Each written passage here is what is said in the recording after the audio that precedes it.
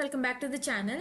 I am Akshaya Inti, a medical student, and this is the Health Awareness series where we break down real diseases in a way that makes sense for everyone, whether you're in med school or just curious about your own health.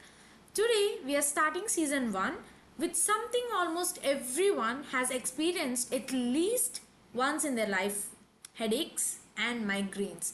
Now, before we dive in, I want to ask, how many of you have ever said, I have a migraine, when you actually just had a bad headache? No judgment, I used to do this too, but there is actually a huge difference, and by the end of this video, you will know exactly what's happening inside your brain when either of these hits. Let's get into it. Quick note, before we start, this series is for educational purposes only. If you are ever experiencing any of the symptoms we talk about, please don't try to self-treat. Go see a physician or doctor for proper evaluation. So first, let's classify. Not all headaches are created equal. We broadly divide them into primary and secondary headaches.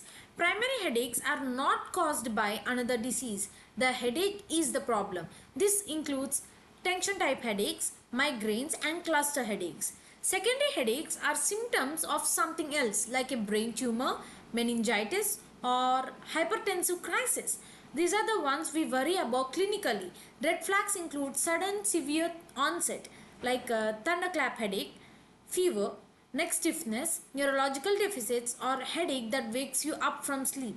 For today, we are focusing on primary headaches, specifically tension headaches and migraines. Tension type headache. This is the most common type.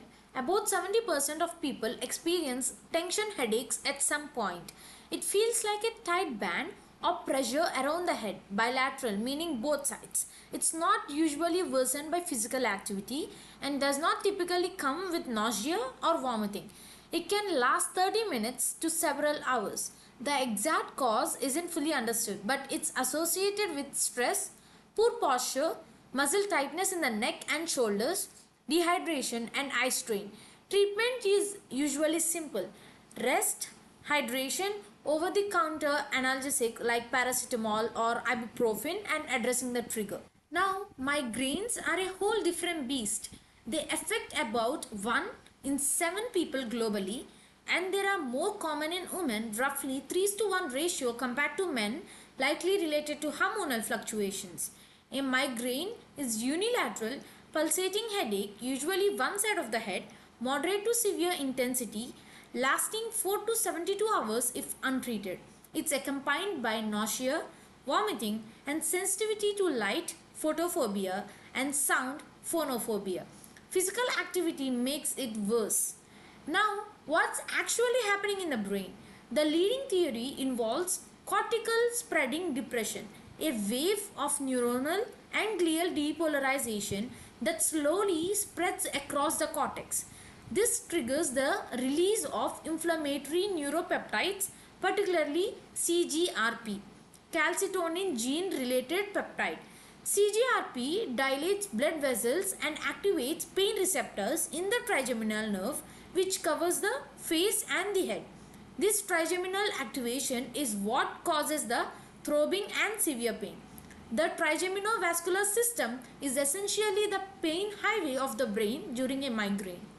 There are 4 migraine phases. Phase 1, prodrome. Hours to days before the migraine, you might notice mood changes, food cravings, yawning, fatigue, or neck stiffness. Your brain is giving you a warning sign. Phase 2, aura. About 25 to 30% of migraine sufferers experience aura. This is transient neurological symptoms that come before the headache. Most commonly visual, include zigzag lines, blind spots, flashing lights. Can also be sensory like tingling in the hand or speech disturbance. Aura typically lasts 20 to 60 minutes. Phase 3, headache, the main event. Unilateral throbbing pain, nausea, light and sound sensitivity. This is when most people reach for their medication. Phase 4, postdrome. After the headache resolves, many people feel exhausted, foggy, or drained. This is sometimes called the migraine hangover. Common migraine triggers include hormonal changes, especially around menstruation, stress, Sleep disruption, certain foods like aged cheese, alcohol, caffeine, processed meats, bright lights, strong smells, and dehydration. Keeping a headache diary to identify your specific triggers is one of the most useful things a migraine sufferer can do. Quick note on management straight from our pharmacology textbooks, not a treatment plan. Please don't self-medicate of this. Mild attacks are usually managed with simple painkillers, while moderate to severe attacks are typically treated with triptans, often alongside anti-nausea medication. For those with frequent migraines, daily preventive medication is also an option. Again, this is just textbook knowledge for educational purpose. Any actual treatment needs to come from a physician who has evaluated you. Alright, here's the question for today's video. You have got 50 seconds. A 28-year-old woman presents with a 3-hour history of severe right-sided throbbing headache associated with nausea and sensitivity to light. Before the headache began, she noticed flashing zigzag lines in her vision for about 30 minutes. She has had similar episodes 3 times in the past year. What is the most likely diagnosis? Option A, tension type headache. Option B, cluster headache. Option C, migraine with aura.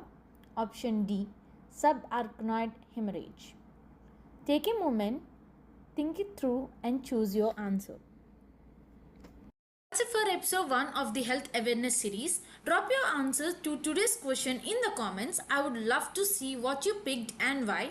If you get migraines, I want you to know it's a real neurological condition, not just a bad headache. Please take care of yourself. Like this video if it helped, subscribe if you are new, and I will see you in the next episode. Bye bye.